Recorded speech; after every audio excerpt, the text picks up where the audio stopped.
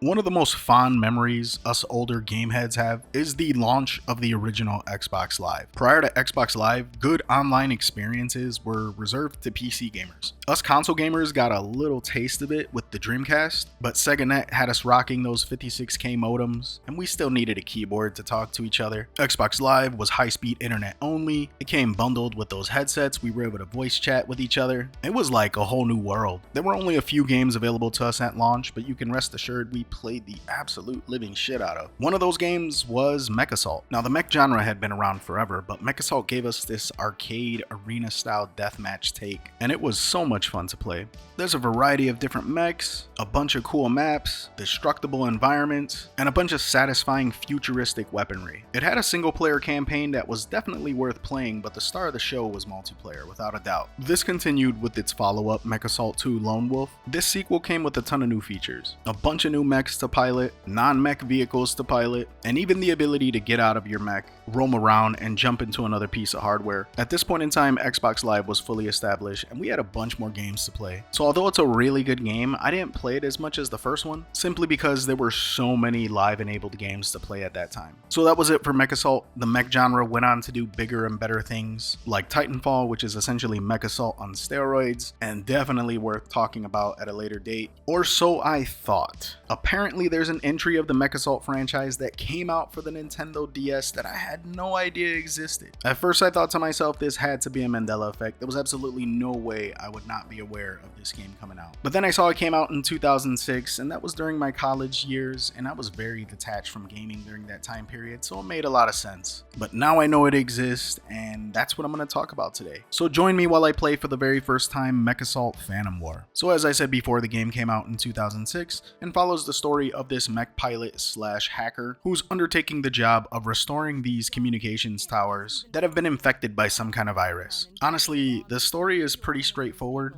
and does a fairly decent job of providing context, but it's very much a throwaway campaign. It doesn't suck you in at all, and you really don't give a damn about any of these characters. There are some moments that happen that are meant to be like a surprise twist, but you won't even know who the hell they're talking about or why the hell they betrayed a certain person. I found myself spacing out while Command would be discussing mission parameters, and once the level would start, I'd be like, oh damn, I have no idea what I'm supposed to be doing, and have to pause it to look at the mission objectives. It's one of those kind of stories. The controls are a little on the awkward side and require a slight learning curve, but I think they did a fairly good job of translating it to the DS's button layout. The D-pad controls movement, the face buttons control the camera, the shoulder buttons fire the weapons, and anything else like cycling through weaponry or going in and out of menus can be done on the bottom touch display. There's a solid variety of mechs to pilot, and similar to MechAssault 2, there are parts of the game that will require you to run around on foot or pilot other non-mech vehicles. Since you're playing as this hacker pilot, hacking is an essential part of the game. There are various terminals that lead to entry points of enemy bases, open doors that lead to story progression, and even the ability to hack enemy mechs. This I don't have a problem with, but the way the game approaches this hacking, I had a big issue with. The hacking is comprised of these timed touch and drag minigames that get old really quick, and by the third mission, they feel tedious and annoying. Some of them make no damn sense, others are unfair and really difficult, and are often required at the most inopportune times. You will really start to dread these minigames over time. Now, while the game does a really good job of embodying the fast-paced, strategic movement aspect of the combat, the environments make it feel a lot less fun and a lot less rewarding. They completely abandon the open interactive environments in favor of these tight, bland corridors. The majority of the game will take place in these canyons, chasms, and trenches. Now, I knew some scaling down needed to be done because it's on the DS, but a lot of these environments feel just downright lazy. As a matter of fact, every planet that you visit feels almost the same, just with a slightly different color palette. You go from red world to blue world to sometimes yellow world. It just feels very uninspired and flat. The game will have these massive jumps and dips in terms of difficulty. One mission will feel like an absolute piece of cake, while the next will feel like you're fighting for your life. Fortunately, the enemy AI is as dumb as a bag of rocks, and when you're outnumbered, it's very easy to trick these guys into attacking each other. And speaking of scaling down, I wasn't expecting a graphical masterpiece on the DS, but some of these mech designs are downright atrocious. Some of them you can't even tell they're mechanical equipment, they just look like globs of crap. And even with these extremely downscaled models, you'll still encounter periods of slowdown.